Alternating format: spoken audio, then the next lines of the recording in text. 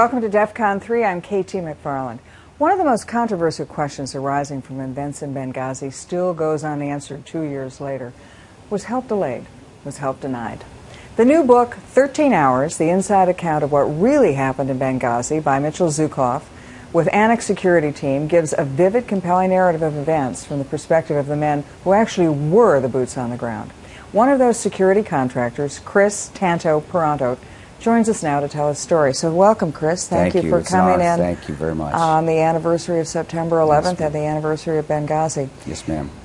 What's the answer? Was help delayed? Was help denied? Obviously, could our men have been rescued? I believe so, and I've said that on several interviews prior to this. I do believe we could have saved Sean Smith and Ambassador Stevens, and the reason because it was how they died with smoke inhalation. That takes time. You know, you don't die with smoke inhalation off the bat. So I think us getting over there quicker, we would have been able to get in the buildings quicker, and of course, walk me through the events.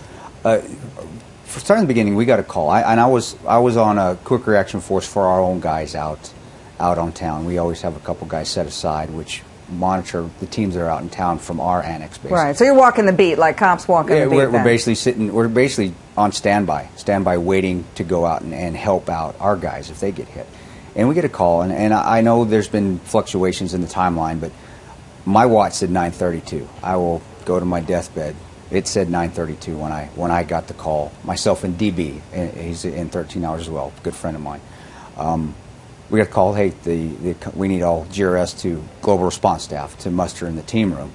And you know, at that time we started to move. We got our gear, and I met the team leader halfway to our team room. We were in separate buildings, and I said, hey, what's going on? And he said, hey, the consulate's under attack. And that's when my ears really picked up, and you could hear the concentration of fire, the explosions, and over in the direction of the consulate, and we got our gear up and we're ready within 5 minutes. We're ready to go. How far away was the consulate from where you were? 3/4 of a mile as a bird flies, about a mile as a drive. And, all right, so you're ready to go. Oh yeah, you hear the gunfire. Yep. You got in the word. Yes. You're ready to go. You got your gear. Then what happens? Yes, ma'am. Well, we are a very good team. That was one of the best teams I'd ever been on with the GRS operations. And I went to the TL and Bob. His name is Bob in the book. And I said, hey, we're ready to go.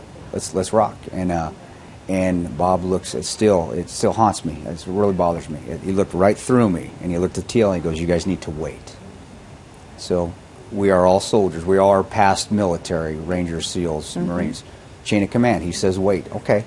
Walk back to the car, and we're not getting excited because that creates tension and creates more stress that it's already high enough. So your response was, you were told to stand down. You were told to delay. I was told to wait. Wait is the exact word. And I went back to my vehicle and I told DB, and I got on the radio to Tyrone and Jack and you're continuing to hear gunfire. Yes, and we're continuing. You know there's a fight going on. And you're continuing. Now, keep in mind, I think people realize this, and it's really pointed out vividly in 13 Hours.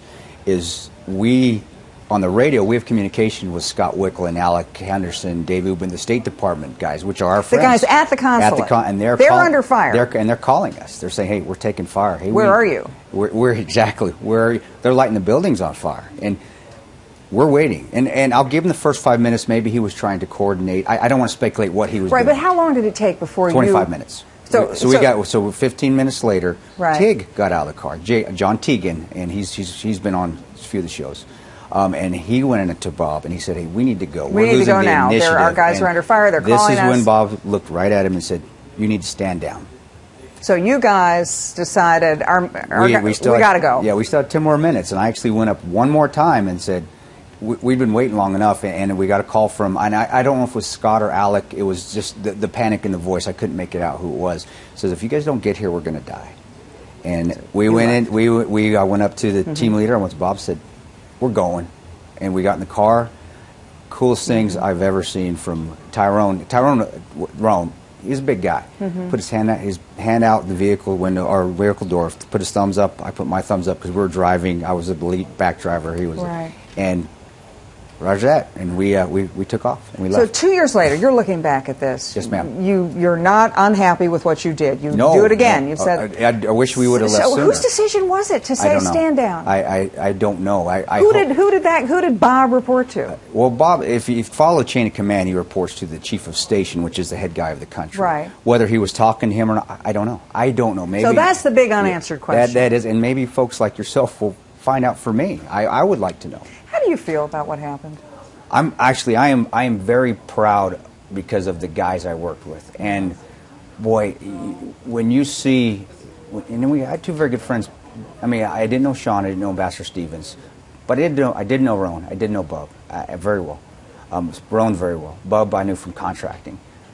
We lost two, but we lost them in defense of our country. We lost them defending, and we worked as a team, and it was, it was something that we did that no planning, just instincts, and we did it. And we did it well. Do you think we're going to get hit again?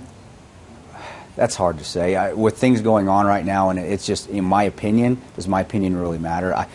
This warning signs are. Let's put it this: the warning signs are all there. Mm-hmm. So, but whether we do same or not, kind of warning signs that we had 2 years ago in Benghazi. It's all there. I mean, but will we?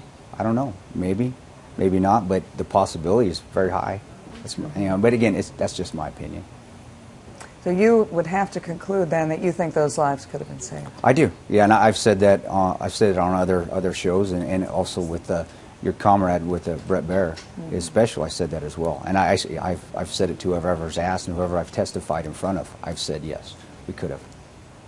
Thank you very much for your story. Thank you, and God bless you for your service. Oh, it was an honor. Thank you for having me on. It's a pleasure to meet you finally. Thank you. 13 Hours, that's a book nobody wants to not... You got to read it. You've just got to know what happened that night, because those are questions that have remained unanswered, and really a lot of them which continue to remain unanswered. That's it for DEF CON 3, and I'm KT McFarland.